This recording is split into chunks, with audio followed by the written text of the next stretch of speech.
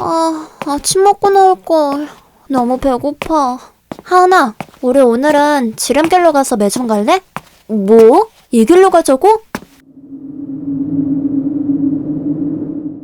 야, 뭐야?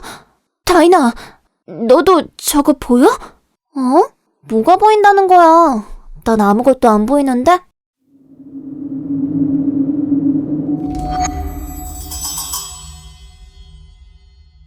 우리 집에서 학교까지 걸어가려면 보통 30분 정도가 걸리는데 그 길은 생각보다 꽤 멀고 조금은 지루하게 느껴지곤 해. 그런데 그 길을 좀 더 빠르게 갈 수 있는 방법이 있긴 했어. 학교를 가는 중간에 원래라면 10분 정도 시간을 단축할 수 있는 공사 중인 지름길이 하나 있었거든. 그런데 그 지름길에는 학교 학생들 사이에서 아주 유명한 괴담이 하나 떠돌고 있었지. 그 괴담은 꽤 오래전부터 전해 내려오는 이야기라 학교 학생들 사이에서는 이미 유명해져 있었어. 그 지름길을 무사히 지나가려면 반드시 지켜야 할 규칙이 두 가지가 있는데, 첫 번째 규칙은 바로 어떤 방향으로 가든 간에 자신의 뒤로 사탕을 던져야 한다는 거였어. 근데 그냥 아무 사탕이 아니라 꼭 딸기맛 사탕이어야 한다는 거야. 그리고 두 번째 규칙은 그 길을 빠져나오기 전까지는 절대 뒤를 돌아봐선 안 된다고 해. 혹시라도 그 규칙 중 하나라도 어기게 된다면 그 지름길 속에 갇혀 끝없이 같은 길을 맴돌게 되며 결코 학교로도 집으로도 돌아오지 못한다는 거야.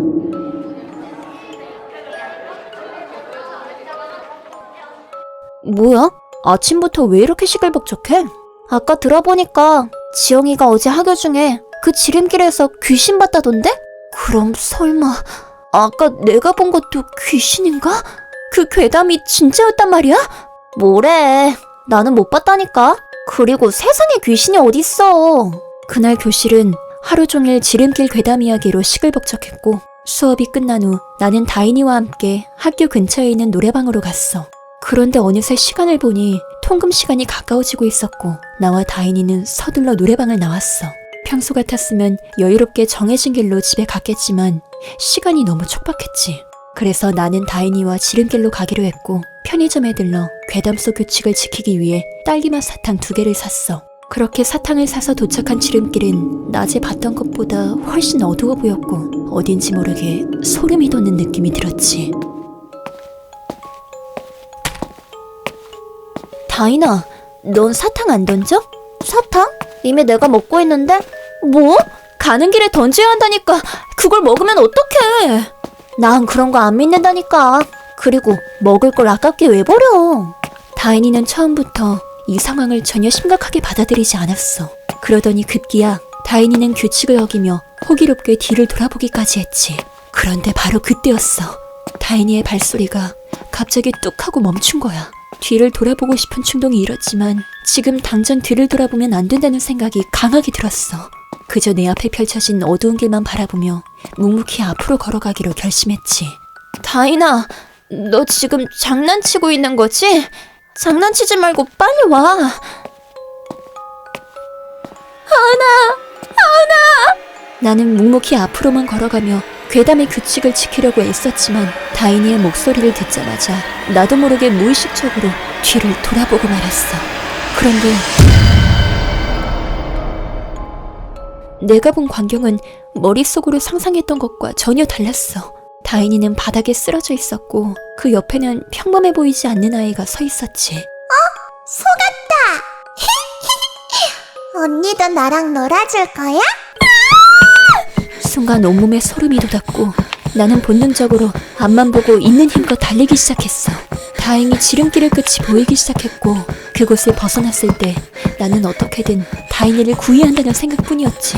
겁이 났지만 다인이를 구하기 위해 편의점에서 사탕을 사서 다시 지름길로 향했어.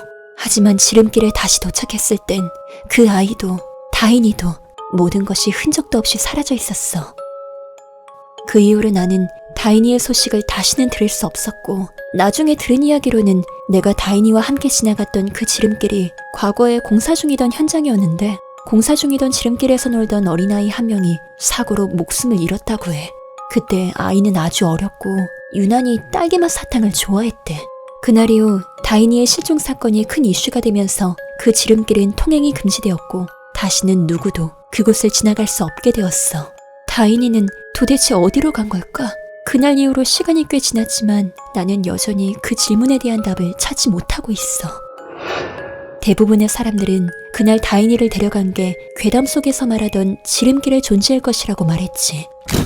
그런데 나도 분명 괴담 속 규칙을 어기고 뒤를 돌아봤는데 도대체 왜 나만 그 지름길을 빠져나올 수 있었던 걸까?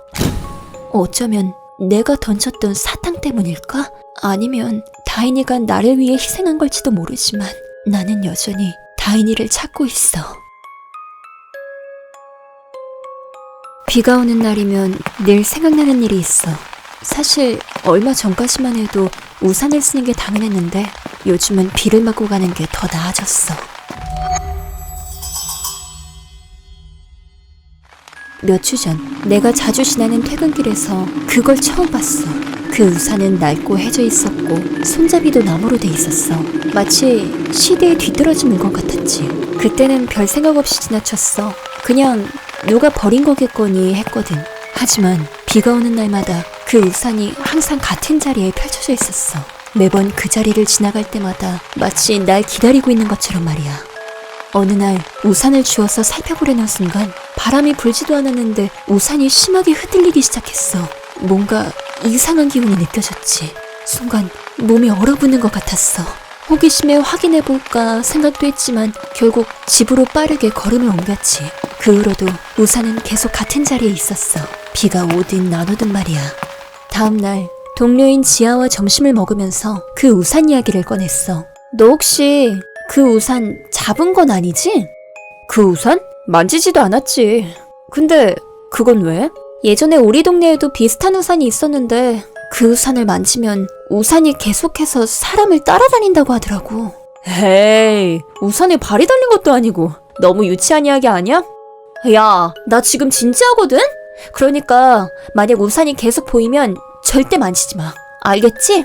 그 후로 그 우산이 눈에 띄지 않게 다른 길로 돌아서 다녔어. 근데 며칠 전 집으로 돌아가던 길에 갑자기 강한 바람이 부더니 비가 억수같이 쏟아지는 거야. 비를 맞으며 당황한 채로 길을 지나가고 있는데 바로 눈앞에 그 낡은 우산이 펼쳐져 있더라. 마치 나를 기다리고 있었던 것처럼. 그때 우산 밑에서 마치 강아지가 우는 듯한 소리가 들려 조심스레 다가가서 우산을 발로 살짝 밀어봤는데 그 순간 우산 아래로 흐릿하게 사람의 얼굴이 보였어. 하얗고 텅 빈 눈이 나를 바라보고 있었지. 너무 놀라서 비명을 지르며 그대로 집으로 달렸어. 그날 밤은 도저히 잠을 잘 수 없었어. 문을 잠그고 창문을 닫아도 그 얼굴이 자꾸 떠올랐거든. 이불 속에 숨어 눈을 감았는데 갑자기 현관문에서 툭툭 하는 소리가 들려왔어. 빗소리와 섞여서 들리는 게 너무 불쾌했지. 혹시 우산이 나를 따라온 건가 싶어 심장이 쿵쿵 뛰었어.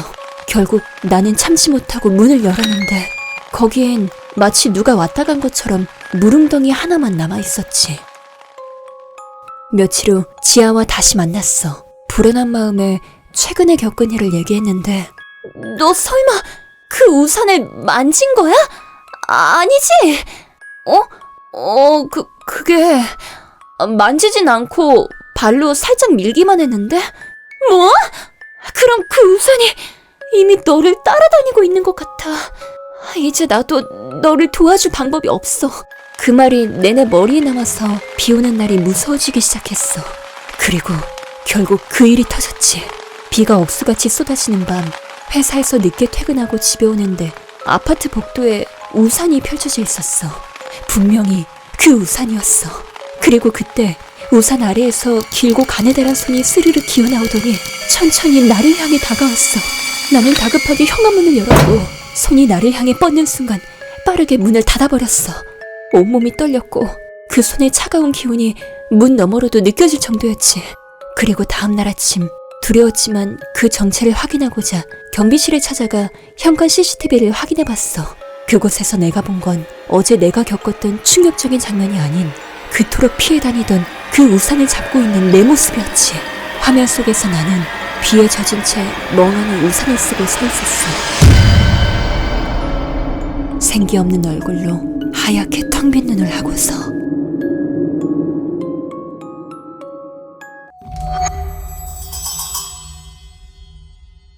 이 이야기는 내가 지난주 친구들과 펜션에 갔다 온 이후부터 시작된 일이야. 사실 펜션을 좋아하진 않지만 친구들이 고3 생활에 스트레스를 풀어야 한다며 자꾸 귀찮게 해서 어쩔 수 없이 따라가게 됐지. 우리가 묵었던 펜션은 오래된 건물이었고 주변에 산과 숲이 어둡게 둘러싸여 있었어.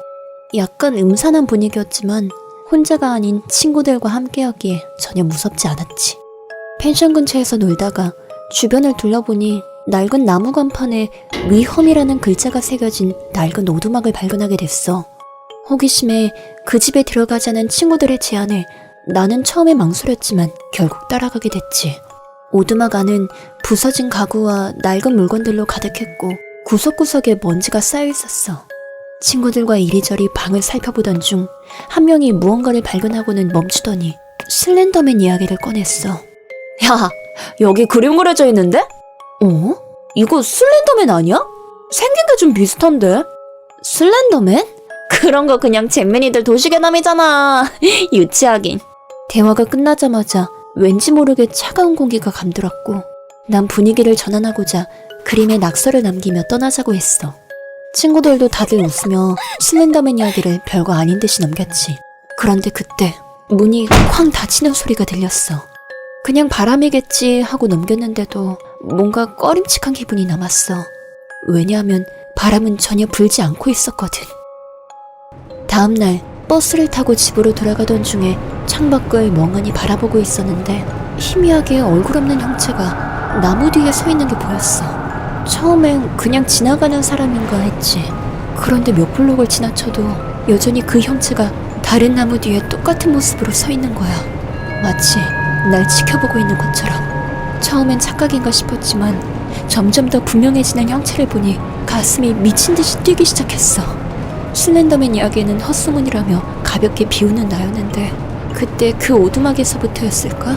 어쩐지 그때부터 그 남자가 내 곁을 맴도는 것 같았어. 그 후에도 집과 학교를 오가는 길에 묘한 일이 생겼어. 마치 누군가 나를 따라오는 듯한 기분이 들었거든. 난 처음엔 그저 신경 쓰지 않으려 했어. 그럼에도 뒤를 돌아보면 항상 뒤에는 아무것도 없었고 이상한 느낌은 날이 갈수록 더 강해졌어. 특히 밤에 자려고 누우면 창문밖 어둠 속에서 무언가가 나를 응시하는 느낌이 드는 거야. 처음엔 단순한 불안이었지만 이제는 일상 속에서 그 존재가 나를 조금씩 더 조여오는 것 같은 느낌을 떨칠 수가 없었어. 난 결국 친구에게 이 모든 얘기를 털어놨어. 유진이는 잠깐 놀라더니 그때 그 폐가에서 했던 슬렌더맨 이야기를 기억해냈지. 그리고 내가 장난처럼 낙서를 남긴 것도 말이야. 나랑 민정이는 펜션 다녀온 이후로 딱히 이상한 건 못 느꼈는데 그럼 도대체 왜 나만 이런 걸 겪는 거야? 혹시 네가 그때 오두막에서 했던 낙서 때문은 아닐까? 그게 뭔가를 자극했을지도 몰라. 유진이의 말에 난 섬뜩함을 느꼈어. 왜냐면 그 남자의 몸에 내가 했던 낙서와 똑같은 흔적이 있었거든. 그리고 그날 밤 집으로 돌아가는 버스를 타려고 정류장에서 기다리고 있는데 갑자기 전기가 나가면서 어둠 속에 혼자 남겨졌어. 그 순간 차가운 공기가 나를 감싸더니 내 옆에 누군가 있다는 느낌이 들었어. 숨을 죽인 채 옆을 돌아보자 그 남자가 내 옆에 서 있는 거야. 얼굴은 없었지만 그가 나를 바라보고 있는 듯한 느낌이 들었지.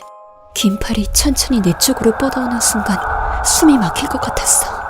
그 순간 다시 전등이 켜졌고 그와 동시에 그는 사라지고 없었어. 난 곧바로 자리에서 일어나 달렸어. 온몸이 떨렸고 심장은 터질 듯이 뛰고 있었지만 멈출 수가 없었지. 힘겹게 집에 도착을 했을 때도 두려움이 사라지질 않았어. 내가 어디를 가든 그가 다시 나타날 것 같은 불길한 예감이 들었거든. 아마도 내가 그 오두막에 남긴 사소한 장난이 그를 불러들인 것 같아. 그날 이후로 가로등이나 전봇대, 나무 같은 것들을 볼 때마다 어둠 속에서 무언가가 나를 응시하는 듯한 기분. 나는 지금도 이 끝없는 공포에서 영원히 벗어날 수 없을지도 모른다는 섬뜩한 예감이 점점 나를 조여오고 있어.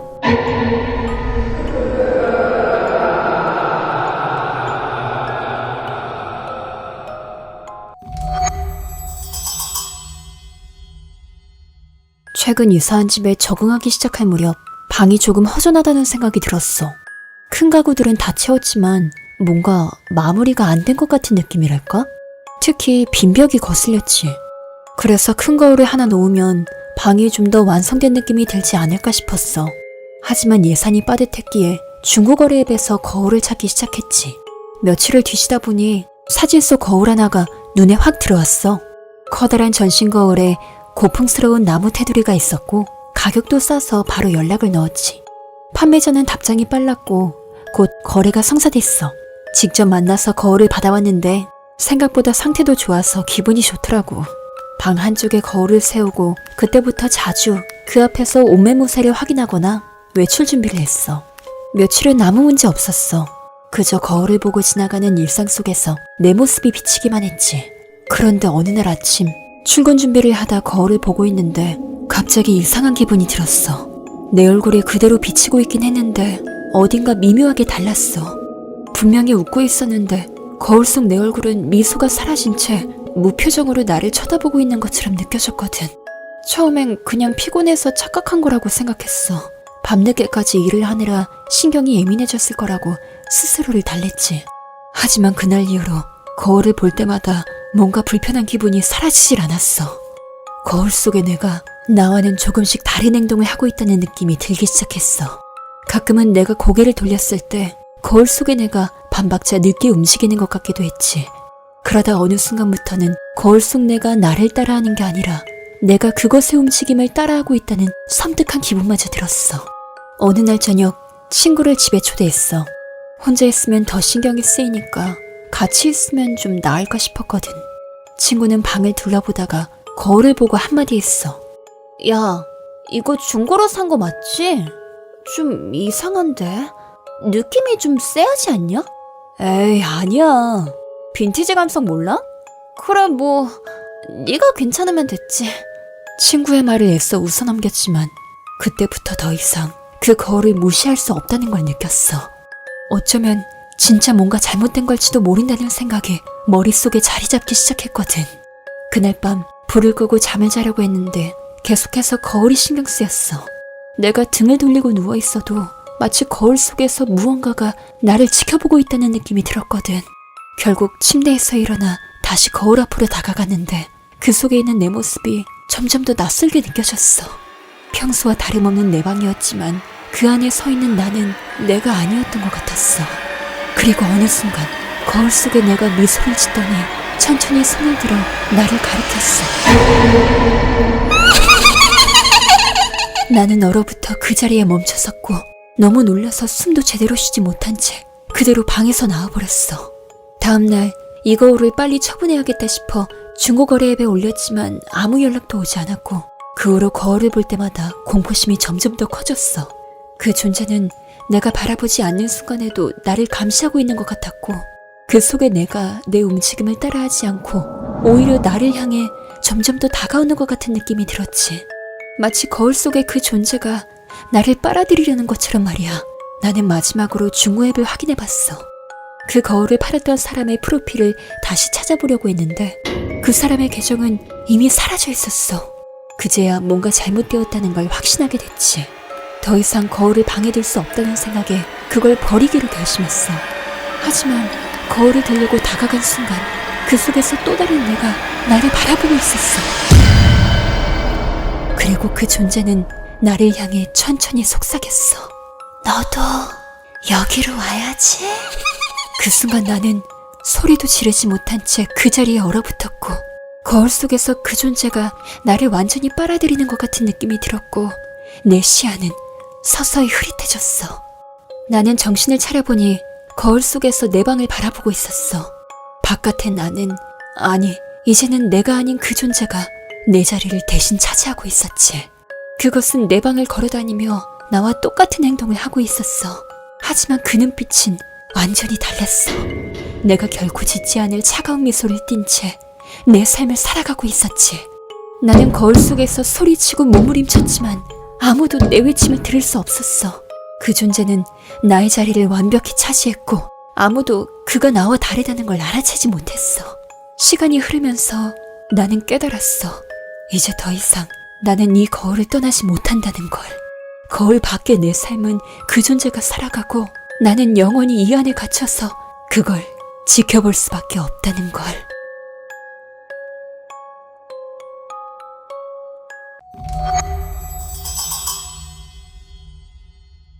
여름방학이 끝난 지 얼마 지나지 않아 새로운 전학생이 온다는 소식으로 인해 우리 반은 기대와 설렘으로 시끌벅적했어. 자, 주목! 이번에 새로 전학 온 친구니까 싸우지 말고 친하게 지내라. 아, 그리고 일본에서 한국 온 지 얼마 안 됐다고 하니까 한국어 서툴러도 이해해주고. 자, 그럼 짧게 자기소개라도 해볼까? 전학생이 아무런 대답도 없자 한동안 우리 반엔 정적이 흘렀고 선생님은 그 친구의 이름이 모모라는 것만 알려주고는 모모가 앉을 자리를 정해주었어. 그리고 하필이면 비어있는 자리는 내 옆자리뿐이었지. 전학생에 대한 기대와 설렘은 모모가 교실에 들어서자마자 완전히 사라졌어. 친구들의 얼굴에는 알 수 없는 불안감과 당혹스러움이 번졌지. 모모의 얼굴은 무언가 기이하고 불편한 느낌을 주었고 가까이 있을수록 묘하게 불쾌한 냄새가 코를 찔렀어. 기괴한 얼굴 때문인지 불쾌한 냄새 때문인지 그 누구도 전학생과 친해지려 하지 않는 분위기였지. 하지만 순수한 선이었는지 아니면 단순한 호기심에서 비롯된 건지는 나 자신도 알 수 없었지만 나는 먼저 말을 걸어보기로 했어. 너 한국말 할 줄 알아? 일본 어디에서 왔어? 한국엔 언제 온 거야? 나는 모모에게 이것저것 질문을 던졌지만 모모는 나를 쳐다보지도 않고 그저 정면을 응시한 채 어딘가 이상한 웃음을 지으며 키득거리기만 했어. 못 알아들은 거야, 못 들은 거야? 아직 한국말이 많이 서툰가? 미안, 없어, 목소리? 모모의 반응을 보고 역시나 한국말이 서툴러서 내 말을 알아듣지 못한 거라고 생각했어. 말도 하지 않고 그저 웃기만 하는 걸 보니 혹시 어떤 병이 있는 건 아닐까 하는 생각마저 들었지. 괜히 내가 너무 많은 질문을 던져 부담을 준 건가 싶어서 바로 미안하다고 사과했는데 목소리 줄 수 있어? 이게 무슨 소리야? 아, 번호 달라는 소리였구나? 무슨 말인가 했네. 근데 이거 옛날 폰 아니야? 되게 신기하다. 내가 번호를 건네주자 모모는 갑자기 환한 미소를 지었어. 하지만 그 미소는 어딘가 이상했고 모모는 또다시 작은 소리로 키득거리기 시작했지. 순간 나는 괜히 불쾌한 기분이 들었어.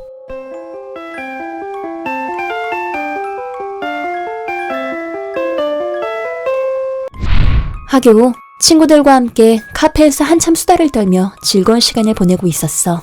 그런데 문득 어디선가 불쾌한 시선이 느껴졌지. 처음엔 단순한 기분 탓인가 했지만 점점 그 시선이 날카롭게 느껴졌어. 나는 불안한 마음이 시선을 돌렸고 그곳엔 모모가 미소를 띤 채 서 있었지. 그 모습이 너무나 소름 돋았고 그 자리에 더 이상 있을 수 없을 것 같다는 생각이 들어서 나는 친구들에게 급히 인사도 못한 채 카페를 빠져나왔어. 집으로 가는 길 내내 계속 신경이 곤두섰지만 다행히 아무 일도 일어나지 않았고 집에 도착했을 때야 비로소 한숨을 내쉬며 안도했지.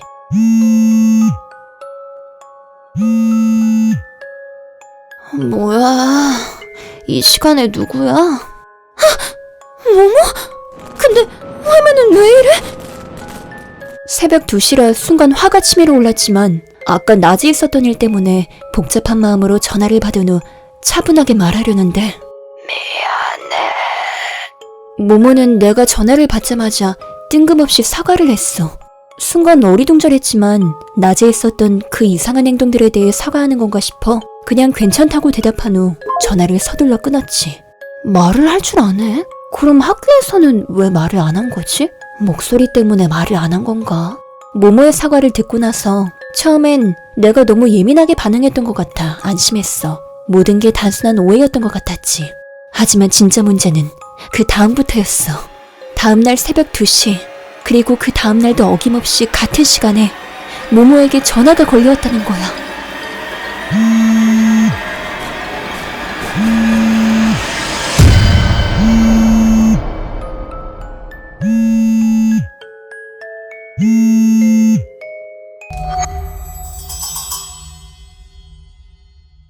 처음 며칠 동안은 모모의 전화를 받아줬어. 혹시 무슨 급한 일에 있는 건 아닐까 하는 마음에서였지. 하지만 전화를 받을 때마다 모모는 아무 말도 하지 않거나 그냥 미안해라는 짧은 말만 할 뿐이었고, 이걸 매일같이 새벽 2시에 반복하고 있으니 점점 미칠 지경이었어. 참다 못한 나는 결국 모모의 번호를 차단하기로 결심했지. 그런데 이상한 건 무슨 이유에서인지 번호를 차단하고 핸드폰을 무음으로 바꿨는데도 불구하고 전화는 새벽 2시만 되면 매일같이 걸려왔다는 거야. 모모야, 전화해주는 건 고마운데 내가 새벽엔 잘 시간이라 이제 전화 그만했으면 좋겠어. 제발 부탁할게. 응? 나의 진심 어린 부탁에도 모모는 내 말을 무시하는 듯했고, 나는 모모에게 내 번호를 준 것을 크게 후회했어. 그리고 시간이 지날수록 모모에게서 나는 이상한 냄새는 점점 더 강해졌고, 처음엔 그저 불쾌한 냄새 정도였지만 어느 순간부터 그 냄새는 내가 어릴 적 시골에서 맡았던 동물 사체의 썩은 냄새와 너무도 비슷했지. 모모에게서 나는 악취는 날이 갈수록 더 심해졌고, 반 친구들 사이에서도 그 냄새에 대한 이야기가 끊이질 않았어. 하지만 아무리 불쾌하더라도 단순히 냄새가 난다는 이유로 대놓고 모모에게 뭐라고 할 수는 없었기에 다들 뒤에서만 속으로 불만을 쌓아갔지. 그리고 그날 밤 역시나 새벽 2시가 되자 어김없이 모모에게서 전화가 걸려왔어. 야! 제발 적당히 좀 해! 도대체 나한테 왜 그러는 건데? 하리나, 나 좀 도와줘. 나 좀 살려줘. 뭐? 갑자기 그게 무슨 소리야? 너 지금 어딘데? 무슨 일 있어? 학교. 갑작스러운 상황에 당황한 나는 무슨 일이 생긴 건 아닐까 하는 불안감에 112에 신고를 한 후 서둘러 학교로 향했어. 학교에 도착하자마자 나는 모모를 찾아 헤맸고, 어둠 속의 학교 건물은 더욱 낯설게 보였지. 그리고 우리 반 교실 창문 너머로 말도 안 되는 광경이 눈앞에 펼쳐졌어. 내가 본 장면은 현실이라고 믿기 어려울 정도로 소름 끼치는 모습이었지. 그것의 몸은 마치 달개 몸과 유사했고, 머리는 분명 모모의 얼굴을 하고 있었어. 더 소름 끼치는 건 그 기이한 존재가 내 책상 위에 꼿꼿이 서 있었다는 거야.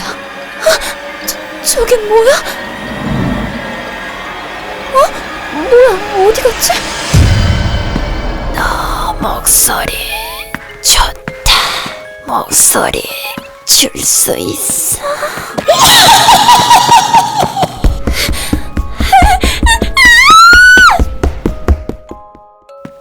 정신을 차리고 보니 나는 어느새 학교 운동장 한가운데 서 있었어. 그리고 내 앞엔 경찰 2분이 있었는데, 경찰은 나에게 학생이 신고했냐고, 왜 이 새벽에 운동장에서 혼자 키득거리고 있냐고 물었고, 그 질문에 대답하려는데 이상하게 말이 나오지 않는 거야. 경찰은 내가 아무 말도 하지 못하자 장난 전화로 오해했고, 다시는 이런 장난 치지 말라며 혼을 냈지. 그들의 눈엔 내가 이상해 보였던 것 같아. 하지만 시간이 시간인지라 경찰은 나를 집까지 데려다 주었어. 그리고 그날 이후로 나는 말을 할 수 없게 되었지. 시간이 지나도 나아지질 않아 병원을 찾아갔지만 의사들은 내 상태를 이해하지 못했고, 원인을 알 수 없다며 그저 심리적인 문제일 거라고만 했어. 정확한 이유도 진단도 없이 나는 계속해서 말을 잃은 상태로 지내야 했지. 나는 이 상황이 도저히 이해되지 않아 모모에게 직접 따져묻고 싶었지만, 이상하게도 모모는 그 후로 학교에 나오지 않았어. 담임선생님 말로는 모모가 갑자기 등교를 하지 않아 직접 모모의 집을 찾아가 봤는데, 선생님이 찾아간 모모의 집은 이미 오랜 시간 동안 아무도 살지 않는 폐가였다고 해. 지금은 여러 치료로 목소리가 조금은 나오는데, 어떤 목소리냐면 그때 새벽마다 전화 너머로 듣던 그녀의 쉰목소리. 내 목에선 분명 그때의 그 목소리가 나오고 있어. 휴대전화 화면에 발신자 표시 제한이라는 문구가 떴을 때 나는 직감적으로 알았어. 이 전화가 모모의 전화라는 걸.